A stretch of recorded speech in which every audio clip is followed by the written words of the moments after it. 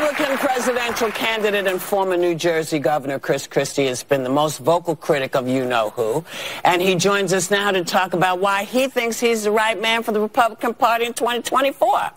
Please welcome back Christie.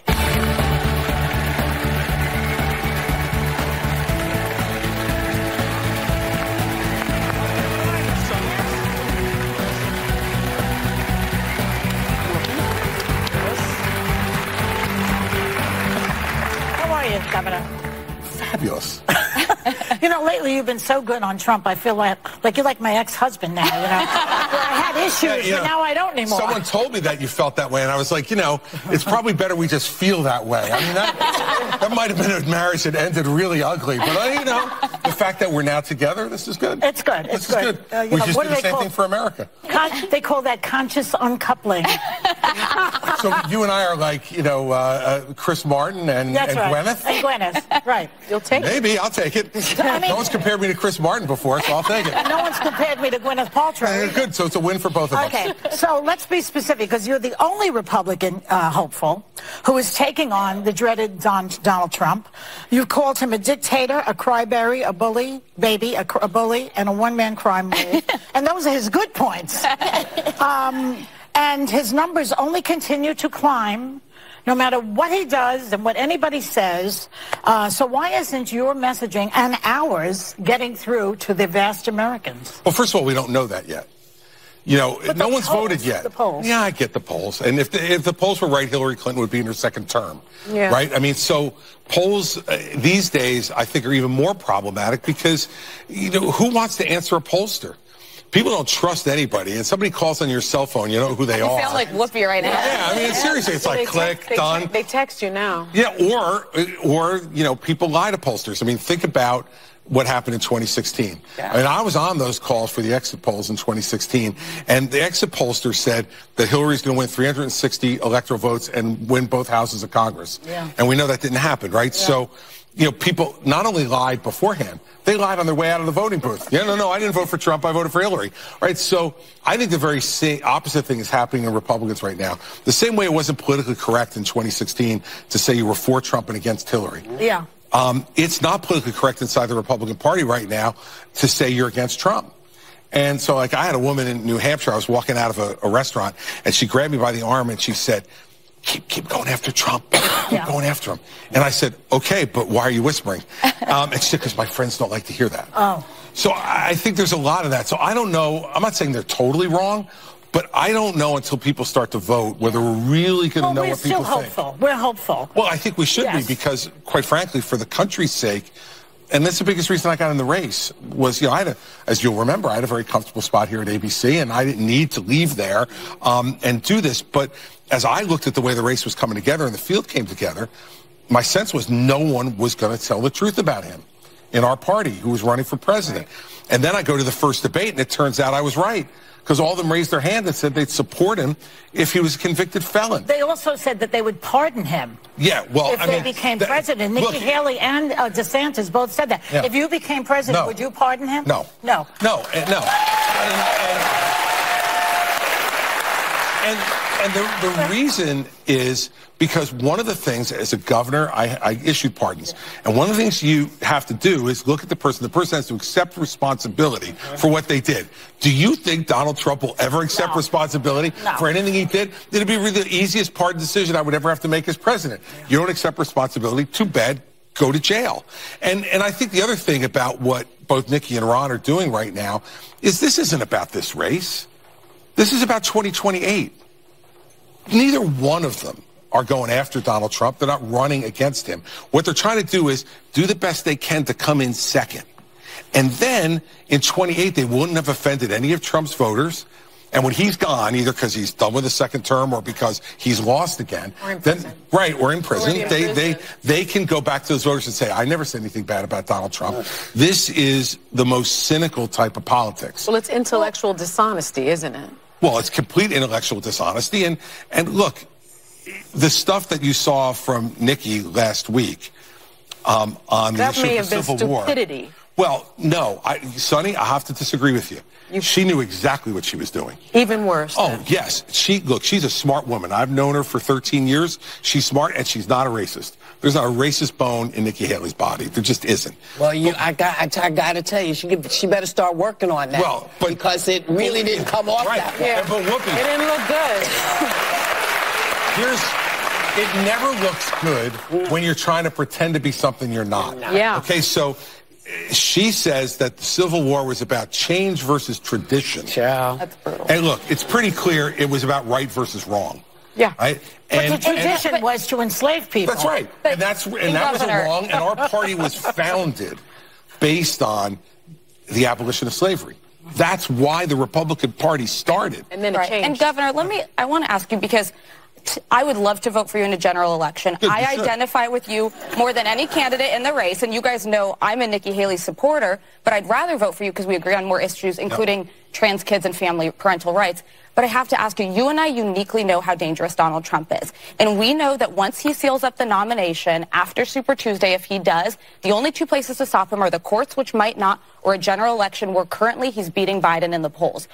Why, knowing how dangerous he is, even with Nikki Haley's flaws, would you not put your full weight behind Nikki Haley to stop Donald Trump in his tracks by this spring? Yeah, because Nikki Haley can't beat him because she doesn't want to. And Alyssa, look, the bottom line is again. Nikki Haley can't beat him because she doesn't want to. She doesn't want to. No, if we took she doesn't want to. If lightning struck her tomorrow and she got the nomination, she'd take it. But that's not what she's playing for. And look, Alyssa, you know this. When politicians don't want to commit to something, they don't. And what that means is it's counting it in. So give DeSantis credit for this. He said he would not take vice president under Trump under any circumstances. I've said I wouldn't take vice president under Trump. Nikki Haley won't say it. And I talked to a politician in South Carolina this weekend who knows her really well. And I said, am I reading this wrong? And he said to me, Governor, she would eat glass to get the vice presidential nomination under Trump. That's how ambitious she is. So, Alyssa, look, I'd be happy to support someone who had two traits. They had a better chance of beating Trump than I did, and they were actually willing to campaign against Trump. And maybe she's unwilling to say it. Be honest. Well, that's part of what. And trust me, I find it craven and deeply frustrating. But the latest polling has you beating her, has you at a margin that if all of your support went to Nikki Haley, would put her over Trump in New Hampshire. Wouldn't that still be a better gambit for democracy to have Nikki Haley as the nominee? And how insulting to my voters that you would think that they would immediately just waltz over to Nikki Haley, even though Nikki Haley's called Donald Trump the right president for the right time. Yes, she did. Yeah. Even though she has said, I love this one. For some reason, chaos and drama follow him wherever he go. That's like an arsonist saying, for some reason, burning buildings follow me wherever I go. I mean, chaos and drama, and you know this, and I know it. Yeah. Follow him because that's what he does. If you were to do that, what she just said, does that take you out of the center of attention speaking against him? Because the way you've been doing it? Does it take me out of the center of attention? Yeah. No, join us anytime. I mean, look, no, but he's in a different position if he gets out of the race. Yeah, he won't be booked as often. No, well, that's true. Look, and I think the most important part of this is that I got into this race to speak the truth. And if someone else wants to speak the truth and wants to help, think about if DeSantis, if Tim Scott, if Mike Pence, if all these guys, if all of us had said right at the beginning, instead of all of them raising their hand to say they'd support a convicted felon, what if none of them did? Governor, and what if all of us were going after Trump? I absolutely believe that the situation would be different right now, but none of them have the guts to do it. And I'm not going to support someone, Alyssa. And you make whatever choices you want to make. If he was running against Trump? Let me tell you this. That's a great question. I would tell you this. I am anxious to see who a third choice might be. Oh, if it turns out to be Trump and Biden. Well, not RFK. Oh, he's not crazy. I know who that is. Let's say it's Trump versus Biden. Well, I wouldn't vote for either of them. But Governor, can I just... I wouldn't. That's a cop-out. Don't give me that. No, it's not a cop-out. That's a cop-out. You want me to choose... You would give away your right to vote? No, I would vote for everybody down ticket. But I'm not going to vote for... Look, that's a choice between someone who I don't believe is capable anymore of the presidency, which is Joe Biden, and somebody who you believe that Trump was capable at one point. Trump is 40 days away from so I admitted I was wrong. Is that okay? Okay, so here's what's happening, really. Yeah. We're going to break. We will come back with more with Chris Christie. I want to hear more. We're back with Chris Christie. Sarah has the question. Yes, Governor, we were talking yesterday, about Maine and Colorado removing Trump from the ballot. citing a constitutional amendment that bars anyone engaging in an insurrection from holding office. Now, Trump's appealing that, but you've said this decision makes Trump a martyr and would be bad for democracy. It's bad politically because what he feeds off of is this idea that he's being picked on, that he's being singled out. Isn't he? He is. Yeah. He's really a gentle soul. And I think politically it's bad because it continues to make him look that way to a large part of the electorate. And so my preference would be to have us vote him out. I mean, then there's no question about what happened. But then he denies it. Then he says But that's okay, because he didn't really lose. Look, if he denies it a second time, I think, there's He still denied it the first time. Well, that's what I'm saying. If he denies it a second time, If he denies it a second time, people won't get it? and there will be plenty of people who will just say enough. Well, and they will have shown you enough was enough by not voting for That's exactly right. Look, he will lose the general election. There is no doubt in my mind that you're that confident? From your lips to very God's confident of ears. I'm hoping for that confidence you have. I'm very confident. But you've seen what the lengths that the people have gone through to make sure his feet don't touch the ground. Do you think that letting him get away with being an insurrectionist is the right way for us to let the country know what are we going to do the next time we get another one? I think they should try him and convict him in Washington, D.C. and send him to jail for it. And I think that's the way to do it. Yeah. All right. Jefferson Davis wasn't convicted. Break the law, though? Did he do what he's being accused of? I think he's going to be convicted of it. No, that's not my question. She's talking about the 14th, Section 3 of the 14th Amendment. I know what she's talking about, but Jefferson Davis wasn't convicted, but I understand, he wasn't allowed to hold office. But he never tried to again. Okay, so we never tested that, Sonny. Right? It was never tested because Jefferson Davis, if you can imagine saying this, the president of the Confederacy had some class and decided never to run for office in the United States again. Yeah, that's the point, right? Look, this has never been tested. The point is the Constitution, and there is a Constitution, and there's precedent, and he needs to be taken out by the Constitution. I understand. The law applies to him like it applies to every single person. It absolutely should. But the question I was asked was why I said what I said, and I'm trying to be practical about this, Sonny. If in fact we take him off the ballot and he doesn't have a chance to run, I think it's going to cause conflict in this country well beyond what we have now.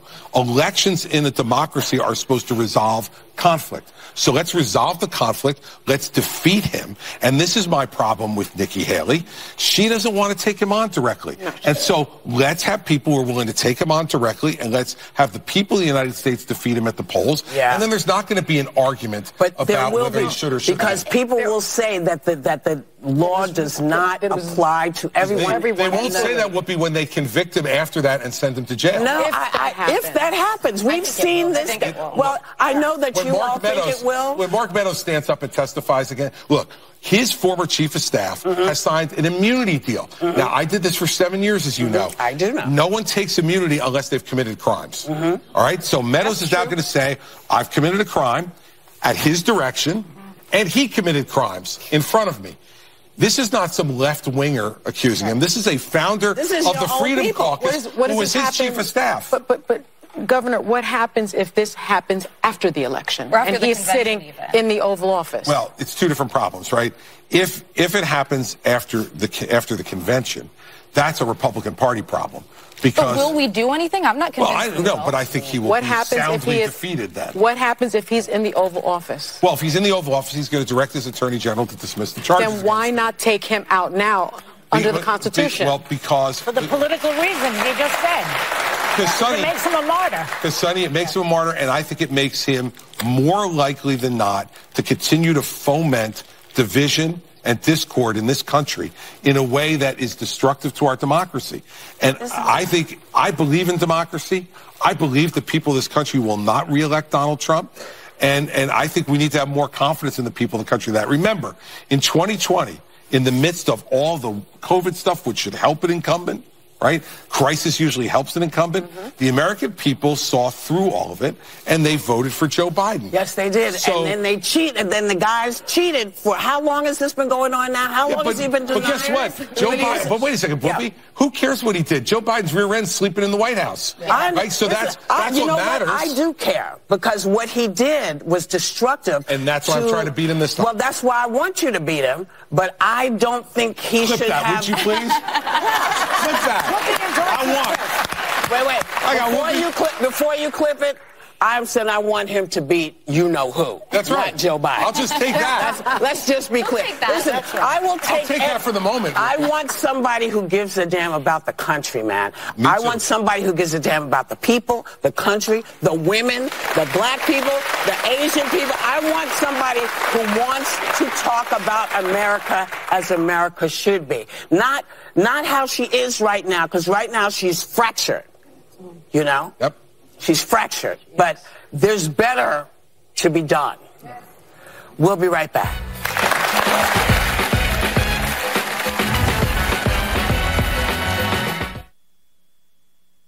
We are back with Christie. Joy. Okay, here's my question. So, you know, Republicans are always talking about how they're good for the economy. People believe that. And how Democratic policies aren't working. A couple of things. Number one, recent history shows that when a Democrat is in office as president, we have a surplus. And then the Republicans take over. Suddenly there's a deficit, and then the Democrats have to clean it up again. That has happened a few times.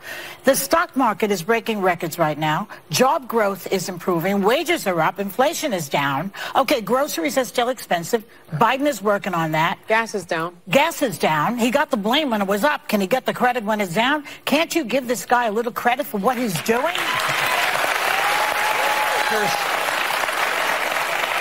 And what will the Republicans do? There's so much there, I don't know where to start. Okay. But look, on all the stuff you just said, inflation is up since he was president, not down. It's down now. It's going down. Okay, but it was up because of President Trump. No.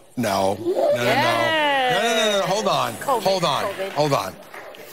COVID and the pandemic. Bipartisan CARES Act voted for caused a lot of it, and in fact, mishandling and Larry Summers, no Republican, former Treasury Secretary under Bill Clinton, said if he went ahead with the Inflation Reduction Act and all that spending, that it was going to increase inflation to double digits, and it did. So he made conscious decisions that caused a lot of pain economically in this country. Now, so you want me to say you punched us, but now since you stopped punching us and the swelling is going down, I should give you credit for the swelling going down. I mean, you know, I'm leaving it. That to me just doesn't make any sense. Yeah, but I want to make sure But I will give him credit. I will give him credit for the infrastructure plan, which I would have voted for and I would have supported because our infrastructure. Well, but gas prices are still higher than they were when he got into office. I'm going to jump in here, Joy. So we were talking earlier about the latest abortion ruling in Texas, where doctors are going to be prevented to perform emergency abortions. They're not forced to. You've said that you personally oppose abortion, but would not sign a federal bill restricting the procedure unless it represented a consensus. What should that national consensus? What should that consensus look like, and do you oppose any limits? I wouldn't sign a national ban on abortion of any kind, because I really believe that having the national government involved in this, especially you look at those people in Congress right now, right?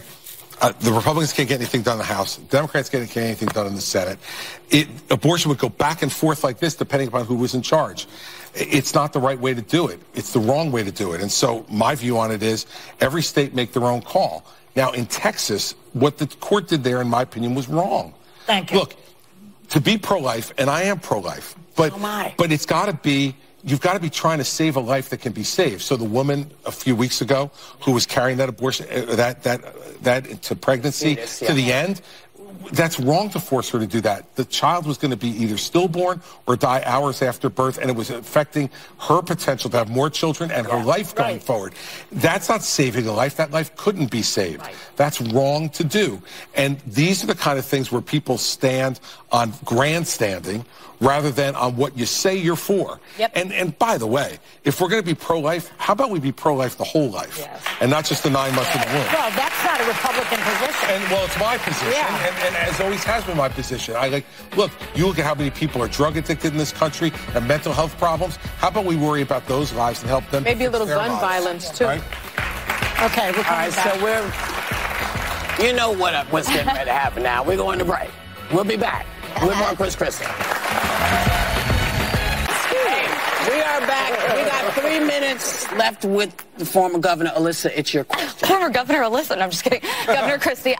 So I want to ask you back to politics. We're almost exactly 2 months out from Super Tuesday. Yeah. What do you think happens in these 2 months that could stop Donald Trump in the primary? Look, if one of us either beats him or comes close to beating him in New Hampshire, I think that changes everything. Because I think a lot of people are saying they're going to support him because they think he's inevitable. The minute he bleeds a little bit, I think he bleeds out. Because I think the support is very, very thin. And so that's what I think could happen. And I think also with him, every day there's a new legal ruling. And at some point, Republican voters are going to get practical, I think, and say he can't win. But what about the fact that South Carolina is actually more favorable to him than New Hampshire? So even say somebody comes close to him in New Hampshire, he then once again wins in South Carolina. Well, he'll win in South Carolina, then the next test is Michigan. Look, after Nikki New Hampshire... Haley won't win in South Carolina. Oh, she'll get smoked in South Carolina.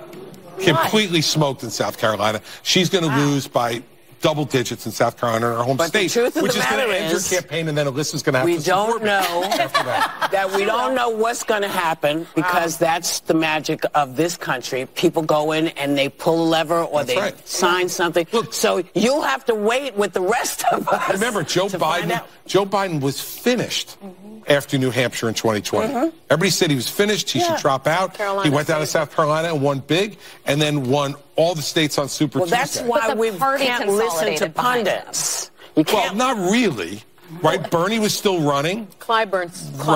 But Clyburn helped him significantly. What I'm saying, Alyssa, is that we don't know what people are going to do when they get in the voting booth. That's right. And so let's see what happens. And look, it's not like he's running a vigorous campaign. The guy spends more time playing golf and sitting in a tuxedo at Mar-a-Lago than he says worrying about the concerns and the problems of this country.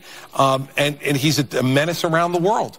This is a guy who supports Putin, supports Kim Jong-un in North Korea, says Xi in China is brilliant because he rules with an iron fist over 1.4 billion people. Governor, you said something important here, though, that this table needs to remember, because we talk about this a lot. We cannot keep reiterating it's inevitable, because when people start to believe that, that's why what people say all the time, it's going to show up at the booths. When you become part of this talking head that says he's just going to happen, it's just going to happen, you start to dissuade voters from the power they have. That's why I'm here. It's important. We didn't even talk about the fact that he calls people vermin and says that people are poisoning blood. And by the way, I was the only candidate in our party who spoke out against that when he said it. That's a disgrace. Those are dog whistles to people who are the worst of our country, not the best. Here's the thing that everybody has to remember. These elections come down to you all. It is you who makes this decision, not us. Not any of us. We can tell you what we think, but it is up to you to know exactly what you want to see this country to be. Christie, good to see you. Good to see you. Come back anytime. Thank you. We'll be right back.